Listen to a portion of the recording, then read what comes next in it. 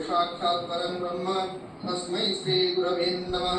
नीलाचल निवासाय नित्याय परमात्मने बलभद्र सुभद्राभ्यां जगन्नाथाय ते नमः। सदाशिव समारम्भां शंकराचार्य मध्यमाम् अस्मदाचार्य पर्यन्तां वन्दे गुरु परम्पराम्। Good morning, Suprabhatam. Today is a historical day for Radha Madhav Adarsh Sanskrit Mahavidyalaya. Dr. Meena Madhava Das, an eminent scholar of Jyoti Shastra, has come here to teach a particular test of Jyotish for the quality development of our students and faculty. As you know, if you not enter to the particular test for a particular case, then we can understand the view, understand the etymology, understand the aim and objectives of that poet or that writer. Jyotish Shastra. You know, Jyotish Shastra is a main social part of each and every Indian.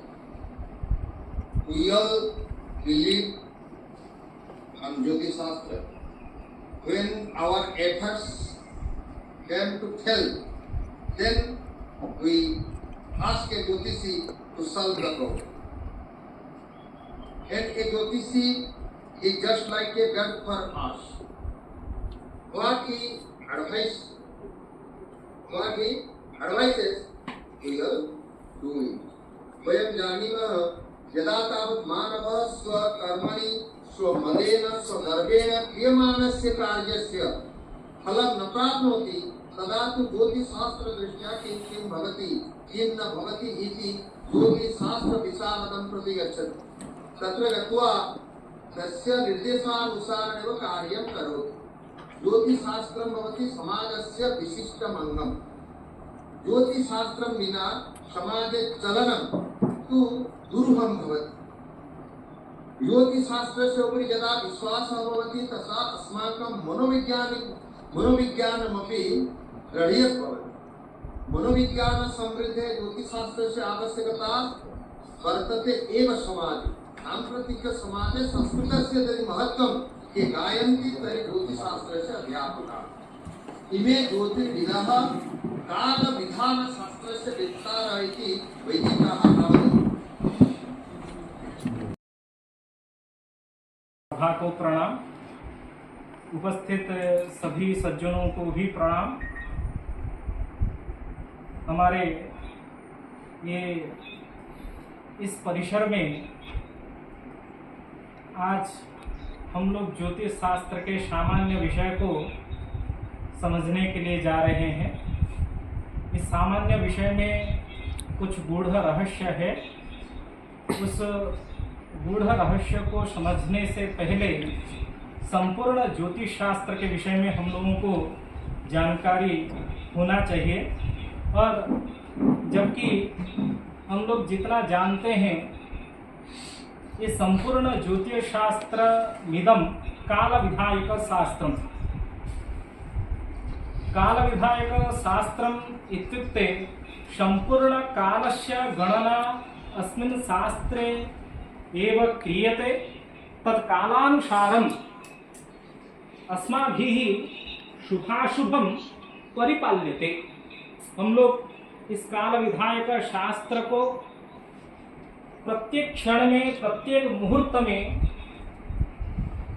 उस शुभ काल अशुभ काल के अनुसार कार्य को संपादन करते हैं। इसीलिए जो हमारे शास्त्र व संस्कृत का प्रथम ग्रंथ जिसको हम लोग श्रुति व वेद मानते हैं, उस वेद का जो प्रवृत्ति है वो काल विधायक शास्त्र से ही संपन्न होता है।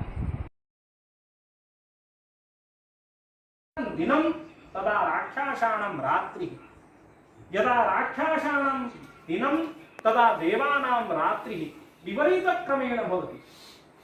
जब देवताओं का दिन तब राक्षसों का रात्रि, जब राक्षसों का रात्रि तब देवताओं का दिन होता है। वो विपरीत क्रम से घटित होता है। उसको दिव्य दिन कहते हैं। उसको क्या कहते हैं? दिव्य दिनम। दिव्य दिनम नाम देवासुराणाम अहोरात्रम। दिव्य दिन हम लोग किसको कहते हैं? देवता एवं असुरों का अहोरात्र। मतलब हमारा जो मनुष्यों का, जो हम लोग किस स्थान में निवास कर रहे हैं? भूमध्य रेखा के आसपास निवास कर रहे हैं। जो भारत में हम लोग निवास कर रहे हैं वो भूभाग है। भारत विषुवत रेखा इक्वेटर के आसपास है। लिखेंगे इक्वेटर के आसपास है। इक्वेटर जिसको हम लोग क्या कहते हैं? विषुवत रेखा के। ये एक सोच लीजिए ग्लोब है। ये क्या है? ग्लोब है। ग्लोब के ठीक बीचों बीच एक इक्वेटर रहता है जिसको हम लोग क्या कहते हैं? ना विषुवत रेखा कहते हैं। विषुवत रेखा, इक्वेटर इसका नाम है। इंग्लिश में हम लोग क्या कहते हैं? इक्वेटर। विषुवत रेखा व नाड़ी वृत्तम, इसका नाम क्या है? नाड़ी वृत्तम। गोल परिभाषा में हम लोग क्या पढ़ेंगे? नाड़ी वृत्त पढ़ेंगे व विषुवत वृत्तम करके पढ़ेंगे। तो इस स्थान में सुमेरु और इसमें कुमेरु, दो ध्रुवीय बिंदु है पृथ्वी का। जिस ध्रुवीय बिंदु के कारण पृथ्वी अपने अक्ष में क्या कर रहा है? भ्रमण कर रहा है। अक्षीय भ्रमण पूरा होता है 24 घंटे। जब विषुवत रेखा में सूर्य का स्थिति हम लोग मानते हैं वो मेष के आरंभ बिंदु में एवं तुला के आरंभ बिंदु में। मेषादो एवं तुलादो। मेष के आरंभ एवं तुला के आरंभ में सूर्य विषुवत रेखा के ऊपर रहता है। और हमारा भारत जो है ये थोड़ा सा ऐसे भारत मानचित्र समझ लीजिए, मैं टेढ़ा मेढ़ा करके बना दिया। ठीक है? भारत ठीक विषुवत रेखा से ऊपर उत्तर के तरफ, ये उत्तर व नॉर्थ के तरफ, उत्तर के तरफ भारत हमारा विद्यमान है। तो भारत में रहने वाला प्रत्येक देश का जो अक्षांश होगा, जिसको हम लोग लैटिट्यूड कहते हैं, वह अक्षांश क्या होगा? उत्तरीय अक्षांश होगा। उत्तरीय अक्षांश होगा, क्योंकि वह देश विषुवत रेखा से उत्तर की तरफ है।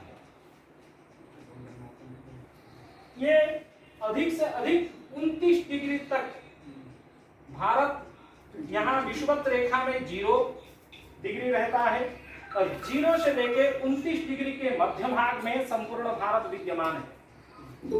धीरे धीरे धीरे धीरे जहां ऊपर उठता है, यहाँ सुमेरु स्थान में अक्षांश कितना है? 90 डिग्री है। और कुमेरु में अक्षांश कितना है? 90 डिग्री है। सुमेरु में 90, कुमेरु में 90। जिस कारण से जब सूर्य उत्तर गोलार्ध में रहता है,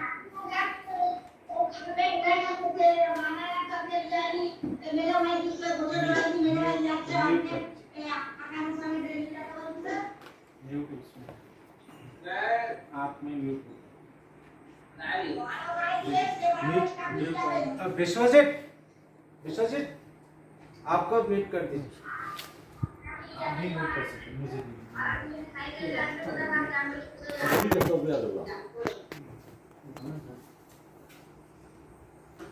तो जब सूर्य उत्तर गोलार्ध में रहता है, उत्तर गोलार्ध में कब रहेगा ना? सूर्य जब मेष से लेके मेष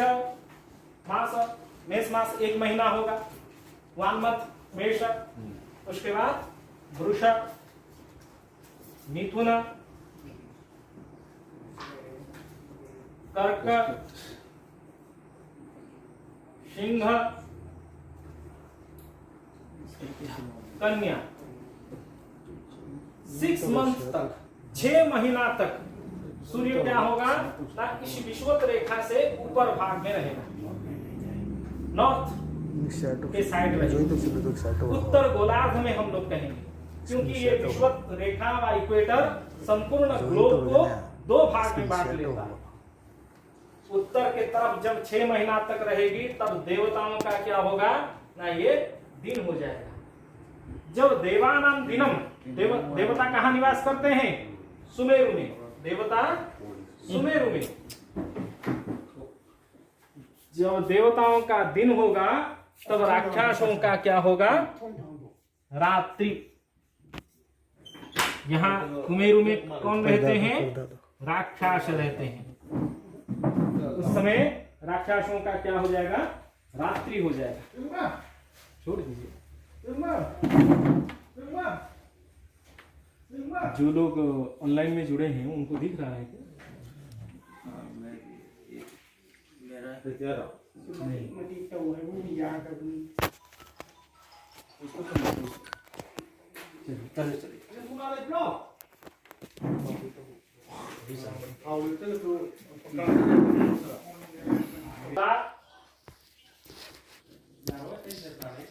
वृश्चिक, धनु, मकर, कुंभ, मीन। 12 महीना में से 6, तुला से लेके मीन तक 6 महीना विषुवत रेखा से नीचे दक्षिण गोलार्ध में, ये क्या है? दक्षिण दिशा है, बात जिसको हम लोग क्या कहते हैं? South pole. दक्षिण के तरफ सूर्य रहने के कारण, इस तरफ सूर्य रहने के कारण यहाँ जो देवता निवास करते हैं उनका क्या हो जाएगा? रात्रि हो जाएगा। जब इनका रात्रि होगा तब राक्षसों का क्या हो जाएगी? दिन होगा। ये विपरीत क्रम से 6 महीना उनका दिन और 6 महीना इनका रात्रि। इसी प्रकार 6 महीना का होने के कारण उनका एक, हमारा जो 365 दिन में एक सौरवर्ष होता है, जिसको हम लोग सोलार ईयर कहते हैं, सौरवर्ष, वो देवता असुरों का क्या हो जाएगा? एक अहोरात्र, जिसको हम लोग दिव्य दिन कहते हैं। क्या कहते हैं? दिव्य दिन।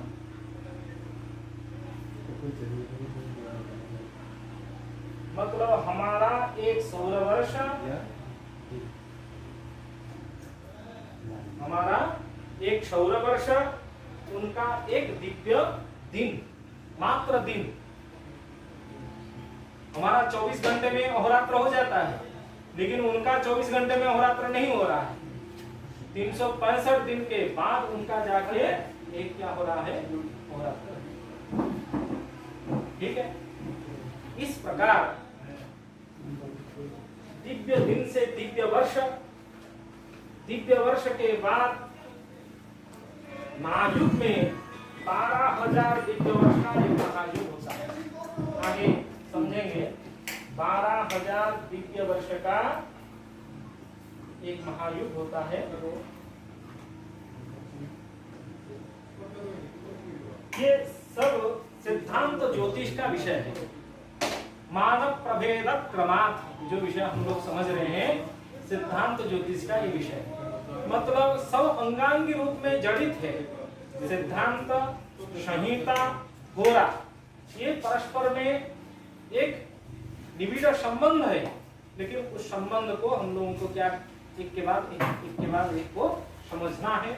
और सिद्धांत ज्योतिष में ये सब गोलीय क्षेत्र गोल परिभाषा के अंतर्गत विषय है।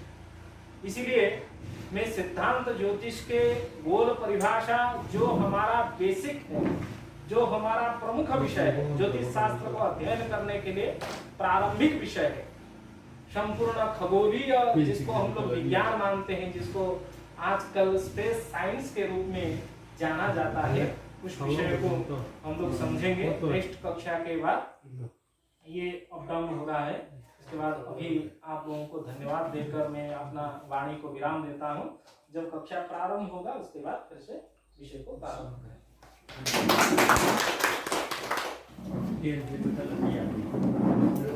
हम लोग